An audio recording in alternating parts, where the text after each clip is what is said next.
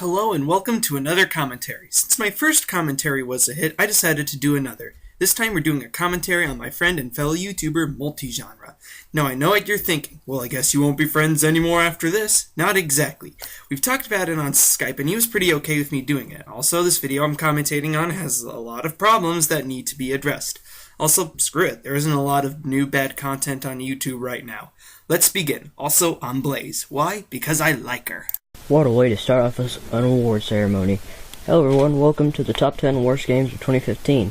Alright, first problem. Did you take something before recording? It sounds like you're talking with your hand covering your mouth. Put some emotion and enthusiasm into your speech. I know it's a negative list and all, but come on. I don't care if it's your mic or if it's your actual voice, at least try harder. Or at least try to sound less monotone. Tomorrow we're going to do the top 10 games of 2015, and then the next day we're going to do the top 10 games that I personally played in 2015. By the way, that hasn't come out yet.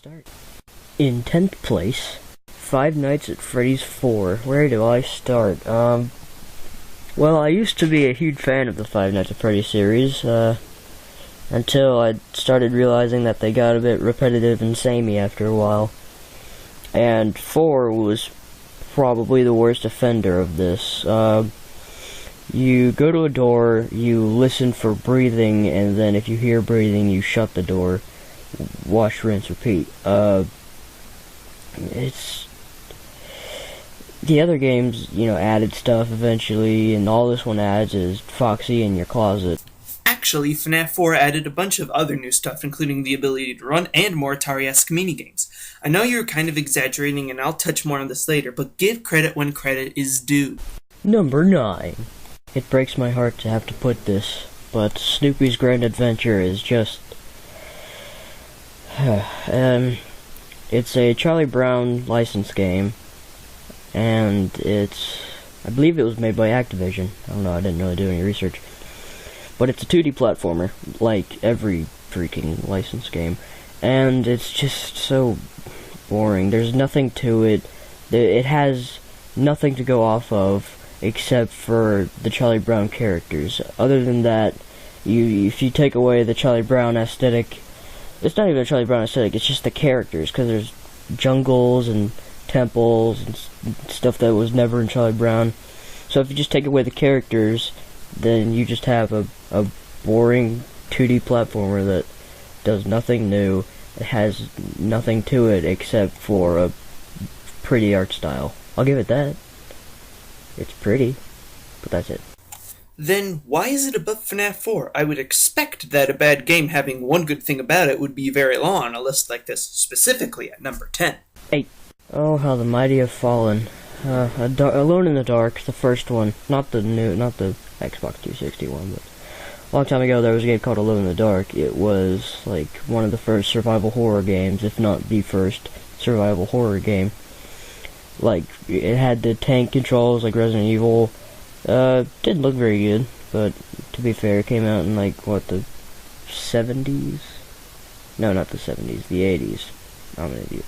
Anyways, this one went away from the survival horror to a co-op shooter. Yeah. The game called Alone in the Dark is a co-op shooter. So you're not only are you not alone, but the enemies are only vulnerable in the light. So it's with people in the light illumination. What? Oh no, I've been hit by the overused choke disease! It's on me! Get it on me! Get it on me! Ah! Ants! Do you remember when Tomb Raider was about raiding tombs and not about what is she, like a teenager or something who just whines and cries about hurting her elbow or something? Those are the good days. So what you're trying to say is Rise of the Tomb Raider sucks because it's about Lara? I know you covered this in the comments, but this was a really flimsy argument. You need to explain in more detail what you mean and why it's bad. I know you're kind of trying to make a joke, but you shouldn't have to sacrifice your points for jokes. Now you have two options to solve this problem. Either A, keep the joke but be more descriptive, or B, don't make the joke at all. You can make your points without having to resort to jokes. That's what you told me when I was scripting my first commentary. Remember when I said we'll talk about exaggerating later? It's later, alright. Ants. Everyone was anticipating this game when they announced it. When the beta went live, everyone was incredibly disappointed. Oh, come on! Battlefront wasn't that bad. You might be saying, well, how do you know? You haven't even played it. Well, guess what? I played it at my cousin's house and I had a lot of fun. I died a lot, but I still had fun. Star Wars Battlefront is... The often comparison is Battlefield reskinned. And it's not. And honestly, it should have been. Well, no, it should have been Star Wars Battlefront 2 again, but it's just awful. It's terrible. There's basically no vehicles. There are basically no vehicles. Right. Also, you're complaining about the lack of vehicles? I honestly thought you would be complaining about the fact that there are no space battles, which doesn't really bother me, as I wasn't a fan of the space battles in Battlefront 2 to begin with. The video's almost over, don't worry. Do you like watching teenage girls cry and obsess over hunky boys? Well, this is the game for you, Beyond Two Souls.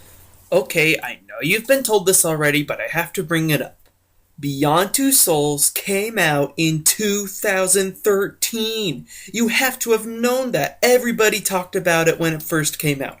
How can you mess up like this? Ants. It's Ratchet and Clank over 1, but sometimes, there's less to it. There's even less. How do you...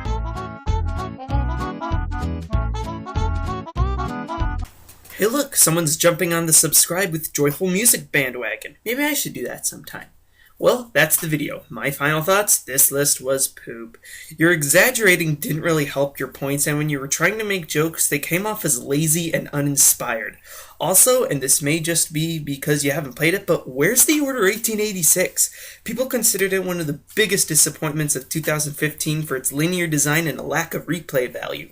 I honestly thought you would obliterate that game on this list, so there's a possibility for an at least decent segment that's completely gone. Well, I guess that's all I have to say. Can we still be friends, Bradley?